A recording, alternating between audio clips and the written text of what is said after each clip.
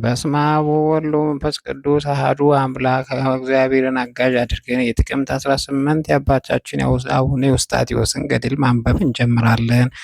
አንድ አምላክ በሚሆን በአብ ወልድ ወመንፈስ ቅዱስ ስም እግዚአብሔርን አጋዥ በማድረግ የቅዱስ ኤዎስጣቴዎስ መጽሐፈ ገድል መጽሐፍ እንጀምራለን። ጸሎቱ በረከት ከሁላችን ሕዝበ ክርስቲያን ጋር ለዘላለሙ ጸንቶ ይኑር አሜን።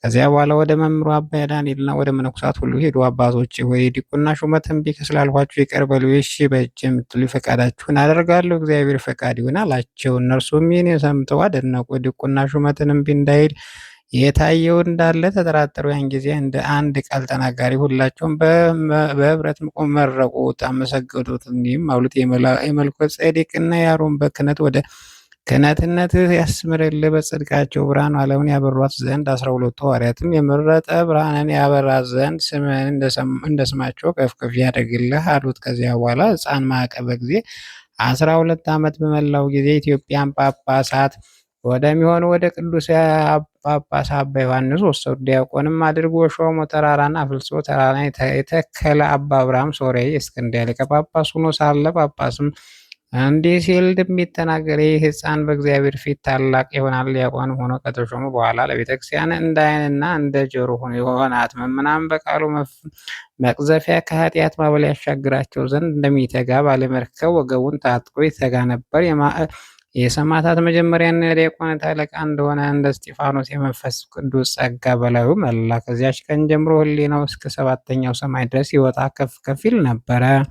መንፈስ ቅዱስ እንደ ብርሃን ምሰሶ ሲወርድ በዓይኖቹ ላይ ነበረ። ዳግመኛም ጌታ ኢየሱስ ክርስቶስ በእሳት ሰረገላ ሆኖ ወደ እርሱ መጣ። ብዙ የሚሆኑ ቅዱሳን መላእክት ከእርሱ ጋር መጡ። አገልጋይ ማዕቀበ ጊዜ ሆይ ሰላምታ፣ ፍቅር፣ አንድነት ለአንተ ይገባል አለው። ይህንም ብሎት ከአፉን ሳመው። በላዩም የእውቀት መንፈስ እፍ አለበት ያሳደረበት።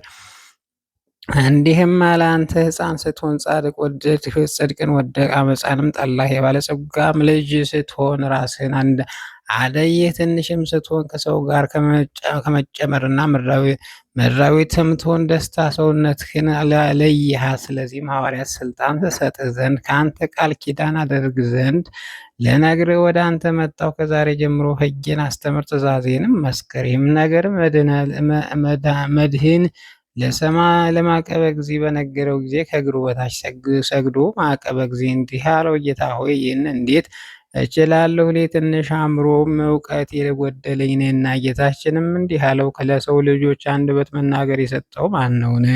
ጥበበኛውን ጥበብስ ያደረገው ማን ነውን? እኔ እግዚአብሔር አይደለሁም? አንተ ግን ሂድና በስሜ አስተምር ያልኩህንም አድርግ። ማዕቀበ ጊዜ እንዲህ አለው፣ ጌታ ሆይ እሺ በእጅ ነገር ግን ጸጋ በእኔ ላይ ይሁን አይደር። በትምህርቴ በወለድኋቸው ላይ ምሕረትን ታበዛ ዘንድ ቃል ኪዳን አጽናልኝ። ጌታችንም እንደ ቃልህ እምርልሃለሁ፣ ነገር ግን ልጆች ሕጌንና ትእዛዜን ቢተው አንተ ትፈርድባቸዋለህ። ዳግመኛም በመጣህበት ጊዜ 12ቱ ሐዋርያቶች በ12ቱ ዙፋኖች ተቀምጠው በ12ቱ ነገደ እስራኤል በሚፈርዱ ጊዜ አንተም ከእነርሱ ጋር ሆነህ በአንድነት ትፈርዳለህ። እኔም ስለወደዱህ በንጽህና በቅድስና በድንግልናንም ስለጠበቅ ብዙ የወደድከኝም ብዙ ወደዋለሁ አለ። ስለዚህም የተረሳችና የተዘነጋች ሕጌንና ትእዛዜን አድስና አጸና ዘንድ ከአንተ ጋር ቃል ኪዳኔን አደርግ ዘንድ ወደ አንተ መጣሁ። ከአገልጋይ ከሙሴ ጋር በነበረ ደብረ ሲና ቃል ኪዳንን እንዳደረጉ ጴጥሮስም በደብረ ዘይት እንዳዘዝሁት በሰፊ ቦታ ያለች አንድ ባህር ነበረች። እርሷን ፈጽማ የሰፋች ናት። መግቢያዋም ጠባብ የሆነች መንገዷ ነበረቻት። የወንዝ መሄጃም ታህል ነበር። ያገኛትና ያያት ዘንድ ወደ ባል ሊገባ የወደደም ቢኖር በዚያ በጠባቡ መግቢያ ካለፈ ሜዳዋን አግኝቶ እንዴት ሊያይ ይችላል? ይህችም የመምናን መንገድ ናት።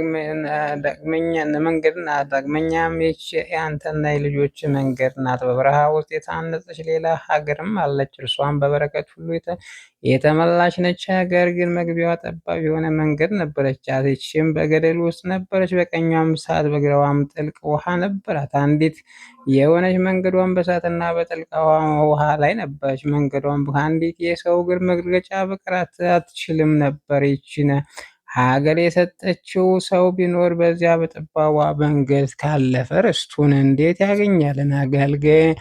አገልጋይ ማዕቀበ ጊዜ ሆይ በዚህች መንገድ ሂድ፣ ወደ ቀኝ ወደ ግራም ሳትል እርሷን ወደ እኔ ታደርስሃለች። እውነተኛ በጎች በርን እኔ ነኝ። በእኔ የገባ ይድናል። አሁንም ስማኝ፣ እኔም መርጬ ሹሜአለሁና ዓለምንና በውስጡ ያሉትን አባትና እናቴም ሚስት፣ ልጅ፣ ቤት፣ እርሻ ትተው እንደናቁ ወዳጆቼና ስለ እኔ ፍቅር ብለው ነፍሳቸውን አሳልፈው እንደሰጡ ሐዋርያቶች ስልጣን ሰጥቼሃለሁ። አሁንም ሕጌንና ትእዛዜን ፈጽመህ አስተምር። ስምን ከኢትዮጵያ መምህራን ይልቅ ከፍ ከፍ አደርጋለሁ። ጌታችንም ማዕቀበ እግዚእን ባለው ጊዜ ሕፃን ማዕቀበ እግዚእ ሰገደ፣ እንዲህም አለ። ጌታ ሆይ የሕዝብህን የሚያስተምርልህ ሌላ ፈልግ፣ እኔ ሕፃን ምን የማላውቅ ነኝ። ጌታችንም እንዲህ አለው፣ ሙሴ እንዳልሁት ስለ ሰው አፍን አንደበትን የሰጠ ማን ነው? ዲዳና ደንቆሮ አድርጎ ማን ፈጠረው? ነው የሚያይ ዕውር አድርጎ ማንስ ፈጠረው? እኔ ጌታ እግዚአብሔር አይደለሁንም? አሁንም አገልጋይ ማዕቀበ እግዚኦ ሂድና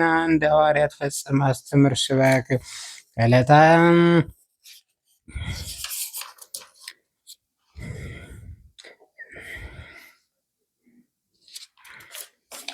ከዕለታት አንድ ቀን ማዕቀበ እግዚእ ሄዶ ወደ በረሃ ተሰማራ። እጅግ ረዥም እና ታላቅ ተራራ ወዳለበት ቤተ መስቀል ወደሚባል በረሃ 3 ሳምንት ተቀመጠ። 21 ቀን ያህል እህል ሳይበላና ውሃ ሳይጠጣ ከጌታ ጋር እንዲህ እየተነጋገረ ተቀመጠ። እነዚህም ቀናት በኋላ ጓደኞቹ ፈለጉት፣ አረፍ ብሎ አገኙት። አንስተውም ይህን ያህል ቀን ወዴት ነበርህ አሉት። ወደ መምህር አባ ዘንድ ዳንኤልም ወሰዱት። መምህር አባ ዳንኤል ባየው ጊዜ አንተ የት እንደነበረ አልመረመረውም። የታየው እንዳለ በመንፈስ ቅዱስ አውቋልና። ከእርሱ ጋር ያደጉት ልጆች ግን ስጋው በራብና በጽም እንደደረቀ ባዩ ጊዜ ያለቀሱ። ዳግመኛም ስላገኙት ተደሰቱ። እንደ አባታቸው አድርገው የሚያከብሩት ነበሩ፣ እንደ ራሳቸው አድርገው የሚያዩትም ነበሩ። አባ ዳንኤል ግን ልጆቹን እንዲያከብሩትና ክፉ ቃል እንዳይናገሩት አዘዛቸው። ከእግዚአብሔር ዘንድ በእርሱ ላይ ያደረ ታላቅ ጸጋ ለብዙ ሰዎች አሕዛብ በትምህርቱ መምህር እንደሚሆን አይቷልና። ከዚያች ቀን ጀምሮ የመምህር ልጆች ያከብሩት ጀመሩ። እሱ ግን ክብርና ከፍ ከፍ ማለትን አይወድም ነበር፣ በእርሱ በልቡ ውስጥ የትሕትናን መንፈስም የተሞላ ነውና። ከዚያ በኋላ ከተወለደ ከ15 ዓመት በሆነው ጊዜ ከዕለታት በአንዲት ቀን ማዕቀበ እግዚእ መምህር አባ ዳንኤል እንዲህ አለ። ወደ አባት ሆይ ፍቀድልኝ፣ የምንኩስና ልብስን ስጠኝ። ይኸውም የመላእክት ልብስ ነው። የቅዱሳን የአንተ ፍለጋ አሰረ እከተል ዘንድ እወዳለሁና። መምህር አባ ዳንኤልም እንዲህ አለው፣ ልጄ ሆይ እሺ። ነቢዩ ኤርምያስ ከትንሽነት ጀምሮ ቀንበር ምንኩስና የምትሸከሙ የሚጾሙ ለብቻው የሚደክም ብፁዕ ነው ብሏልና። ያን ጊዜም ለልብስና በቀሚስ በቅናትም በቆብና በአስኬማ በአጻፋም ላይ 3 ቀን 3 ሌሊት ጸለየ። ዳግመኛ አንገቱን ወደ ምድር ዘንበል አድርጎ እንዲህ እያለ ጸለየ። ቅዱሳን አባቶች አባ አንጦንስ፣ የአባ መቃርስ፣ የአባ ጳኩሚስ፣ የአባ ሊባኖስ፣ የአባ ባይሞንና የአባ ዮሐንስ ሐጺር፣ የአባ በብኑዳ፣ የአባ ሲኖዳ አምላክ እነዚህን ጻድቃን በረከት ሁሉ በላይ ያሳድርብህ። ሕፃኑ አሜን በእውነት ይሁንልኝ ይደረግልኝ አለ። የምንኩስና ልብስን አለበሰው። በጎ ስራንም ከጀመረ በኋላ ዳግመኛ ወደ ኋላ እንዳይመለስ አዘዘው። ስለ ሙሴም ኤዎስጣቴዎስ ብሎ ስሙንም ኤዎስጣቴዎስ ብሎ ሰየመው። ትርጓሜው ፀሐይ ማለት ነው። ዳግመኛ ስነ እግዚእ ይባላል። ከዚያ በኋላ መልካም ገድል ይጋደል ዘንድ ጀመረ። ስጋውን በጾምና በጸሎት በስግደትም አደከመ። 1000 ስግደት በቀን 1000 ስግደት በሌሊት ይሰግድ ነበር። ስጋውንም አይበላም፣ ስጋም አይበላ ወይንም አይጠጣ፣ የሚያሰክርም ነገር በሁሉ አይጠጣም ነበር። ፀሐይ ሲገባ ያለውን ግማሽ እንጀራ ይበላ ነበር፣ ግማሹን ለችግረኛ ለእንግዳም ይሰጥ ነበር። 40 ቀንና 40 ሌሊት የሚጾም ጊዜም ነበረ። ሰውነቱ ያሰቃያት ይገሥጻት ነበር። ዳግመኛም ነፍሱ እንደተወለዱ ከሴቶች ርኩሰት ንጹሕ የሆኑ በኃጢአታቸውን ያላረከሱ ከማኅበረ ደናግል ጋርም ስሞቻቸው በሰማያት የተጻፉ ስደተኞች የሆኑ ማኅበረ በኩል አሉ። ልሻ ይላት ነበር። በዚያም ነገር ነፍሱ ወደ ሰማይ ከፍ ከፍ ያደርጋት ነበር። ስጋው ግን ቸል ይላት ነበር። በረሃብና በጽም ይገዛት ነበር። የመንፈስ ቅዱስን ሰይፍ ያዘ። የአሕዛብን ብርሃን የጥበብ ምንጭ ልሳነ እፍረት የሆነ ጳውሎስ ወንድሞቼው የሰይጣንን ተንኮል መቃወም የምትችሉበት ገንዘብ መቃወም ትችሉ ዘንድ በሃይማኖትና በኃይሉ ጽናት ጽኑ። የእግዚአብሔር ጋሻ ልበሱ። ውጊያችን ከሥጋዊና ከደማዊ ጋር አይደለምና፣ ውጊያችሁ ከሰማይ በታች ያለውን የጨለማ ዓለም ከሚገዙ የጨለማ አበጋዞች ጋር ነው እንጂ። ስለዚህም በክፉ ቀን መቃወም እንድትችሉ እግዚአብሔር ጋሻ ያዙ፣ እንድትጸኑም በሁሉ የተዘጋጃችሁ ሁኑ። እንግዲህ ወገባችሁ በእውነት ታጥቃችሁ ቁሙ፣ የጽድቅንም ጦሩን ልበሱ። የሰላም ወንጌል ኃይልም ተጫምታችሁ ቁሙ። ከዚሁ ሁሉ ጋር የሚንበለበሉ የክፉ ፍላጻዎች ሁሉ የማጥፋት እንድትችሉ የእምነት ጋሻ አንሱ። የመዳንንና የራስ ቁር በራሳችሁ ላይ ጫኑ። የመንፈስ ቅዱስም ሰይፍ ያዙ፣ ይኸውም የእግዚአብሔር ቃል ነው። በጸሎትና በምልጃ ሁሉ ዘወትር በመንፈስ ጸልዩ። ውድና ክቡር የሚሆን ማዕቀበ ጊዜ ይህንን ልብስ አድርጎ ወደ ሕይወት በምትወስድ ጭንቅና ጠባብ በሆነች በር ገባ። የበጎ ስራ ጠላት ከሆነ ከሰይጣን ጋርም ተዋጋ። ብዙዎች ወደሚገቡባት ወደ ጥፋት ወደምትወስደው ሰፊ የሆነች በርም አልገባም። ከዚያ በኋላ መምህር አባ ዳንኤል ልጆቹን ሁሉ የተመረጠ አባ ዮስጣቴዎስ እንደ ሥላሴ ገናናነት ብሉይና ሐዲሳትን በየወገኑ እየተረጎመ ያስተምራል።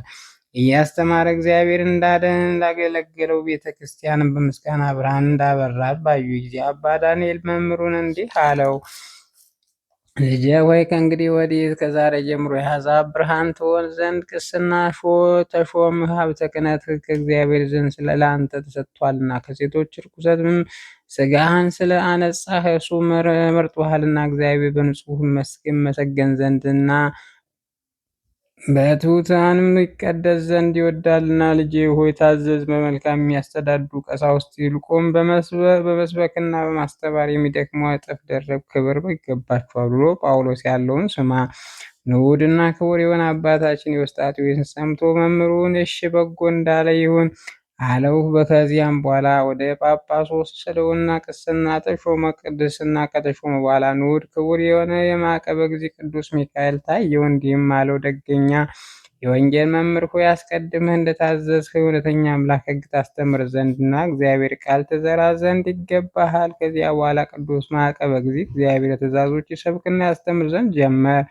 መንፈሳዊ ወደሆነው አባቱ አባ ዳንኤል ሂዶ እንዲህ አለው፣ በሰላም በፍቅር አንድነት እሰናብትሃለሁ። መነኮሳት ሁሉ ስለ እርሱ ያለቅሱ፣ በፍቅር አንድነት ይሸኙት። መምህር አባ ዳንኤልም ሸኘው። አባታችን ማዕቀበ ጊዜንም የመንግሥተ ሰማያት ወንጌልህ እየሰበከ ከሀገር ወደ ሀገር እየተዘዋወረ ጸራእ ወደሚባል ምድር ሄዶ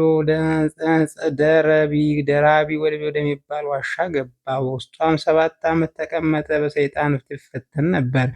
በእያንዳንዳቸው ምታቶች ያስፈራሩት ነበር። በዝሆኖችና በአንበሶች፣ በነብሮች፣ በጅቦች በሚመስሉ አጋንንትም ነበሩ ያስፈራሩት ዘንድ። በዘንዶች፣ በእባቦች፣ በጊንጦች የሚመስሉ ነበሩ። እርሱ ግን በአምላኩ እግዚአብሔር የሚታመን ነበር። በመስቀል ያማትባቸው ነበር፣ እንደ ጢስም ይበተኑ ነበር። ከዚያ ወጥቶ ሕዝቡን አስተማራቸው። ብዙዎችም ገንዘብ ትምህርቱን ተቀበሉ፣ ለቃሉም ታዘዙ። እጅግም አከበሩት። በሁሉም ዘንድ ተወዳጅ ሆነ። በምግባር መልካም፣ በስራው ጠቢብ ነው። ከማርና ከስኳር ይልቅ ነገሩ ጣዕም ያማረ ነውና። ከዚያም ወጥቶ ወደ ገባት ወደ ጋባት ምድርና ወደ ሐረት ምድር ሄደ። ቁር ተብላ ወደምትጠራ ብዙ ዛፎች ወዳሉባት ዋሻ ውስጥ ገባ። በውስጧም 7 ዓመት ተቀመጠ። በየቀኑ በተለያዩ ቦታዎች እየዞረ የመንግሥተ ሰማያት ወንጌል ያስተምር ነበር። ዳግመኛም ወደ ማደሪያው ይመለስ ነበር። በጾም በጸሎት በመስገድ በመቆም የመለኮትን መጽሐፍ በማንበብ መዘመር የተጋደለ መቀመጥ ነበር። ዳግመኛ ወደ ሰለዋ ምድር ሄደ። ወደ ደብረ ቀረጻና ወደ ቦራ ምድርም ወደ ዋግ ምድርም ወጣ። ከዚያም ሄዶ ወደ መዝባ ገዳም ገባ። ጥቂት ቀንም ተቀመጠ። ከዚያም ተነስቶ ቡሩት ተብላ ወደምትጠራ የመንበርታ ምድር ሄደ። 4 ክንድ የሚሆን ጉድጓድ ቆፈረ። ዋሻው አድርጎ ሰራት። በውስጧም 7 ዓመት ተቀመጠ። ይህ በጎ ስራው በሰሙ ጊዜ ክብሮቻቸው ትተው ብዙ የምድር ባለጸጋዎች ወደ እርሱ እስከመጡ ወደ እርሱ መጡ። አርድእትም ሆኑ። ሰውነታቸውንም ነፍሳቸውም ከእጁ በታች አስገዙ። እርሱም እንዲህ እያለ አስተማራቸው። እግዚአብሔርን እመኑት፣ የሥጋችሁን ምኞት አታስቡ፣ ኃጢአትንም በሟች ሥጋችሁ ላይ አታንግሷት። ሰውነታችሁንም ለበደሌ የጦር መሳሪያ አታድርጉ ሲል አስተማራቸው። ሰውነታቸውን ለእግዚአብሔር አስገዙ እንጂ ለኢየሱስ ክርስቶስ የጽድቅ ጦር መሳሪያ አደረጉ። ከዚያ በኋላ የወደቁትን ያነሳቸውና የጠላትን ፍላጾች የቆሰሉትን እንዲፈውሳቸው ይሰብክና ያስተምራቸው ዘንድ ወጣ። ከዚያም በኋላ ወደ ተጋድሎ ይመለሳል። ስጋውን በረሃብና በጽም በብዙና በእያንዳንዱ ትርምት ያሰቃያት ነበር። ስለ ሰው ሳያስተምር በሕግ መጽሐፍ እንደታዘዘ አስቀድሞ ራሱን ይሰራ ነበር። 40 ቀንና 40 ሌሊት ይጾም ነበር። ለነገስታትና ለመኳንንት፣ ለጳጳሳት፣ ለካህናት፣ ለባለጸጎች፣ ለድሆች፣ ለመበለቶች እና እናት አባት ለሌላቸው፣ ለደናግልና ለመነኮሳት፣ ለሽማግሌዎች፣ ለሕፃናት፣ ለወንዶችና ለሴቶች፣ ለዓለሙ ሁሉ ድነት ወደ እግዚአብሔር ይለምን ነበር። የሚጸለይ ለሰው ብቻ አይደለም፣ በአባርና በሐሩር እንዳይደርቅ የምትድር ሐመልማልና ሳር እንዲበቅልላቸው ለአራዊትና ለእንስሳት ሁሉ ነው እንጂ። ንዑድ ክቡር የሆነ ማዕቀበ እግዚእን ታውቆ ባወቀ ጊዜ ለሰው ሁሉ ምሕረትን ለመነ። በነቢዩ ሕዝቅያስ ኃጢአተኞች ሞት አልሻም ሕይወቱንና እስከ በንስሐ ወደ ፈጣሪ እስከ መመለሱን እንጂ የተባለውን አስቧልና።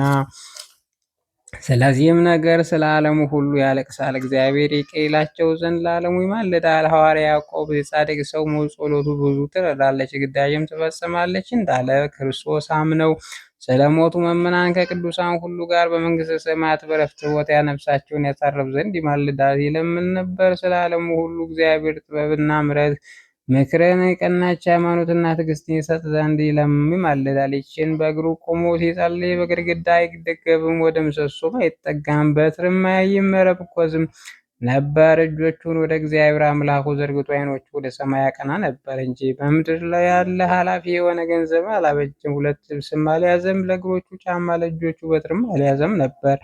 ልብሱም በክረምት በበጋ አንዲት የሆነች የፍየል ሌጦ ነበረች። ልብሱም ካላለቀች በቀር ከበላዩ አይቀይራትም ነበር። ከጌታው በኋላ ይከተል ዘንድ የሞቱ መስቀል የያዘ ቅዱስ አባታችን አቡነ ኤዎስጣቴዎስ ጸሎቱ በረከቱ ከገብረ ማርያም ጋር ከሕዝበ ክርስቲያን ጋር ትኑር ለዘላለሙ አሜን።